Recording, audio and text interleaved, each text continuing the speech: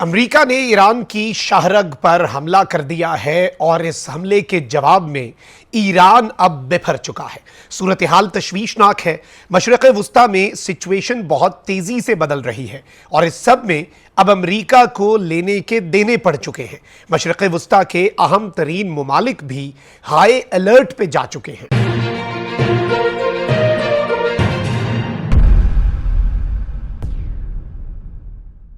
बिस्मिल्लाहिर्रहमानिर्रहीम, अस्सलाम वालेकुम। मैं हूं मखदूम शहाबुद्दीन। 10 जून 2026 बुध का दिन। कुछ इंतहाई आम तरीन अपडेट्स हैं नाज़रीन इकराम जो आपके सामने रखनी है। सूरत हाल इस वक्त बड़ी ही परेशान कुन है क्योंकि कल रात को ही डोनाल्ड ट्रंप ने यह ऐलान कर दिया था कि ईरान ने हमारा अपाची हेलीकॉप्टर जो है वो मार गिराया है और इसका बदला जो है वो हम ज़रूर लेंगे। इनिशली यही इम्कान था कि अमरीका कोई छोटी मोटी कार्रवाई करेगा, इतनी ही कार्रवाई करेगा कि चलो एक हेलीकॉप्टर गिरा है और इस तरह की कार्रवाई की जाए जिसमें ज्यादा नुकसान ना हो, अलामती स्ट्राइक कर दी जाए ईरान पर ताकि मुज़ाकराती अमल डीरेल ना हो। और इसमें यह एक्सपेक्ट किया जा रहा था कि अमेरिका की स्ट्राइक के बाद ईरान भी जवाब नहीं देगा, लेकिन ईरान ने टेबल्स टर्न कर दिए हैं। सिचुएशन बहुत तेजी से बदल रही है। मैं सारी अपडेट्स आपके सामने रखता हूं, लेकिन उससे पहले अगर अभी तक आपने इस वीडियो को लाइक नहीं किया, लाइक जरूर कर दें। कमेंट सेक्शन में राय का इजहार भी कीजिएगा और अगर हो सके तो पाकिस्तान जिंदाबाद का नारा आपने कमेंट सेक्शन में जरूर लिखना है। नाज़रीन इकराम, अमेरिकी सदर डोनाल्ड ट्रंप जो है उसके इस ऐलान के बाद कि हमने अब ईरान की तरफ से अपने हेलीकॉप्टर के गिराए जाने का बदला लेना है। खलीजे फारस और आबनाए हुर्मज पर हमारा यह हेलीकॉप्टर पेट्रोलिंग कर रहा था और अमेरिका के दोनों पायलट्स जो हैं वो बच तो गए, लेकिन उनको रेस्क्यू करने के लिए अमेरिका ने एक बहुत ही सोफिस्टिकेटेड और अपनी तर्ज का एक ड्रामाई ऑपरेशन किया। समुंदर में से उन्हें ड्रोन कश्तियों के जरिए यूएस नेवी जो है उसने रेस्क्यू किया और अमेरिका के लिए इसे बड़े धचके के तौर पर लिया जा रहा था कि अमेरिका के इंतहाई सोफिस्टिकेटेड और मिलियंस ऑफ डॉलर्स के हेलीकॉप्टर को चंद हजार डॉलर के ईरानी शाहिद ड्रोन ने मार गिराया है।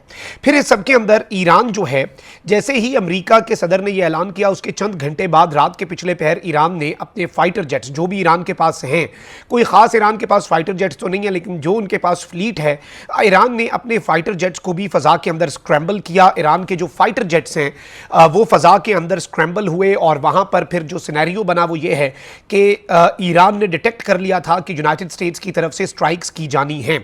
अब अमेरिका जो है उसने ईरान के अंदर एयर स्ट्राइक्स की और फिर जो बताया गया है कि अमेरिका ने जो क्लेम किया कि हमने कहां पर स्ट्राइक्स की हैं और बाद में ईरान के मीडिया ने जो क्लेम किया है उसमें एक तजाद भी है।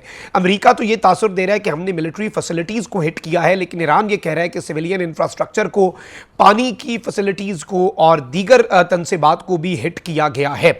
सबसे पहले तो अमेरिका की तरफ से ईरान में जिन मकामात को हिट किया गया, नंबर 1 सिरिक नेवल बेस, ईरान का एक नेवी का बेस है, इस बेस को हिट किया गया।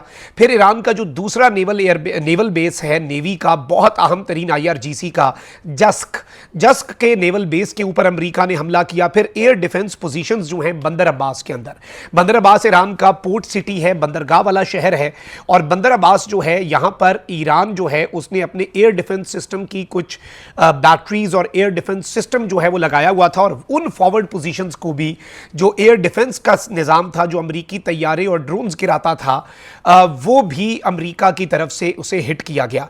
फिर सबसे अहम तरीन चीज मैं आपको यह बताऊं कि अमेरिका की जो सिरिक के अंदर स्ट्राइक है उसने 2 वाटर रिजर्वायर्स जो हैं बमानी डिस्ट्रिक्ट के अंदर उन्हें भी तबाह किया और ये IRIB यानी कि ईरान का अपना मीडिया जो है वो रिपोर्ट कर रहा है कि इस पूरे एरिया का जो सप्लाई है ऑफ क्लीन ड्रिंकिंग वाटर, पीने का जो पानी है उसकी सप्लाई को भी यूनाइटेड स्टेट्स की इन स्ट्राइक्स के अंदर बहुत बड़े लेवल पर नुकसान पहुंचा और बहुत बड़ा धचका पहुंचा। अब ये सारी चीजें परेशान कुन है और आप ये देखें कि सेंटकॉम जो है उसने इसके ऊपर स्टेटमेंट दी और उसने कहा कि ईरान पर हमले अपने दिफा में किए गए, ईरान के खिलाफ कार्रवाई हमने अपने सदर की हिदायत पर की। सेंटकॉम की जानिब से जारी बयान में कहा गया कि अमरीकी कार्रवाई ईरानी वक्त के मुताबिक रात के पिछले पहर की गई। हमले अमरीका के फौजी अपाची हेलीकॉप्टर को गुज़श्ता रोज गिराए जाने के जवाब में किए गए। यह कार्रवाई ईरानी जारियत के जवाब में मुतनासिब अंदाज से की गई। अमरीका कहता है हमने बड़ा देखभाल के ताकि एस्केलेशन ना बढ़े और ईरान की जो कार्रवाई है उसके ही जवाब में हमने की। अच्छा, फिर इस सबके अंदर अहम तरीन चीज यह है कि ईरानी वजीर खारजा जो है उन्होंने भी स्टेटमेंट दी। ईरानी वजीर खारजा अब्बास अरागची ने अमेरिका की जानिब से ताज़ा हमलों पर रद्द-ए-अमल देते हुए कहा कि मैदान जंग में शिकस्त के बावजूद अमेरिका हमारे अज़्म को आजमा रहा है। ईरानी वजीर खारजा ने एक्स पर पोस्ट करते हुए अमेरिका को खबरदार किया कि अगर खुद महफूज रहना चाहते हो तो हमारा खित्ता छोड़ दो। हमारी ताकतवर अफवाज किसी भी हमले या धमकी का जवाब दिए बगैर नहीं रहेंगी। अब्बास इराक्ची ने कहा कि खलीज फारिस की तारीख बैरूनी हमलावरों की तबाही के अबवाब से भरी पड़ी है। अच्छा, इनके इस मैसेज के बाद ईरान ने क्या किया जी? ईरान ने फौरी तौर पर अमेरिका के ऊपर स्ट्राइक्स कर दी। अलबत्ता अमेरिका का मीडिया जो है उसने ये रिपोर्ट किया कि ईरान पर इन हमलों के बावजूद ट्रंप डील के लिए पुरुमीद है। ईरान पीछे नहीं रहा, ईरान ने एक मिनट भी इंतजार नहीं किया और ईरान ने अमेरिका के हमलों के बाद भरपूर जवाबी कार्रवाई करते हुए खित्ते में अमेरिकी अड्डों को निशाना बनाने का दावा कर दिया है जी। ईरानी फौजी कमान खत्मुल अंबिया हेडक्वार्टर की जानिब से जारी बयान में कहा गया कि खित्ते में बाज अमेरिकी अड्डों को निशाना बनाया है। कार्रवाई जनूबी ईरान में अमेरिकी जारियत के जवाब में की गई। ईरानी पासदारान का कहना है कि अमेरिकी हमलों से सिरिक में टेलीकम्युनिकेशन टावर को नुकसान पहुंचा। हमलों में 2 वाटर टैंक भी तबाह हुए। पासदारान इनकलाब के मुताबिक अमेरिकी हमलों के जवाब में बहरीन में मौजूद अमेरिकी 5th फ्लीट पर ड्रोन हमला किया गया। अमेरिकी जारियत बरकरार रही तो मजीद सख्त जवाब दिया जाएगा। रूसी मीडिया ने दावा किया कि ईरान ने जुम इलाके पर अमेरिका का MQ-9 ड्रोन तबाह कर दिया, जबकि ईरानी मीडिया ने कहा कि पासदारान इनकलाब ने उर्दन में अमेरिकी अड्डे को मिसाइल से निशाना बनाया। इस मरतबा जॉर्डन में मौजूद US बेस भी हिट हुआ है। पासदारान इनकलाब ने कहा कि उर्दन में अमेरिकी अजरक फौजी अड्डे पर मिसाइल हमला किया। अजरक अड्डे पर 4 अहदाफ को निशाना बनाया। अहदाफ में F-35 हैंगर्स और कमांड एंड कंट्रोल सेंटर भी शामिल है। पासदारान इनकलाब के मुताबिक हमले में तवील फासले तक मार करने वाले मिसाइल्स इस्तेमाल किए गए। इसके अलावा कुवैत में अल-सालम फौजी अड्डे को ड्रोन से निशाना बनाया गया। कुवैती फौज का कहना है कि फ़ज़ाई दिफाई निज़ाम दुश्मन के हमलों को नाकाम बना रहा है। ईरान के इन हमलों को हम नाकाम बनाने की कोशिश कर रहे हैं। फिर ईरान ने बहरीन में मौजूद अमेरिकी 5th फ्लीट पर जो हमला किया है उसमें अमेरिका का जो पेट्रियट मिसाइल डिफेंस सिस्टम है, surface to air missile defence system, उसने एंगेज किया इनकमिंग ईरानियन बैलिस्टिक मिसाइल्स को बहरीन में। फिर इसके साथ ही साथ उर्दन ने यह अनाउंस किया कि ईरान ने हमारी सरजमीन पर 5 बैलिस्टिक मिसाइल दागे हैं जिनको हमने तबाह कर दिया। उर्दनी फौज के मुताबिक मिसाइलों को फ़ज़ाई दिफाई निज़ाम के जरिए फ़ज़ा में मार गिराया गया और मिसाइलों का मलबा मुख्तलिफ इलाकों में गिरा, ताहम कोई जानी या माली नुकसान नहीं हुआ। इसके साथ ही साथ अहम तरीन चीज़ यह है कि ईरान ने मैसेज दे दिया है कि खलीजी ममालिक अपनी सरजमीन ईरान के खिलाफ अमेरिका और इसराइल को इस्तेमाल ना करने दें।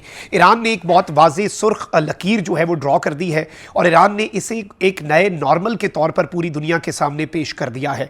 This itself is a very big development, एक बहुत मैसिव अपडेट है और इसे अगर हम एनालाइज करें तो बहुत कुछ हमारे सामने क्लियर हो जाता है कि ईरान किस तरह से चीज़ों को आगे लेकर चलना चाहता है।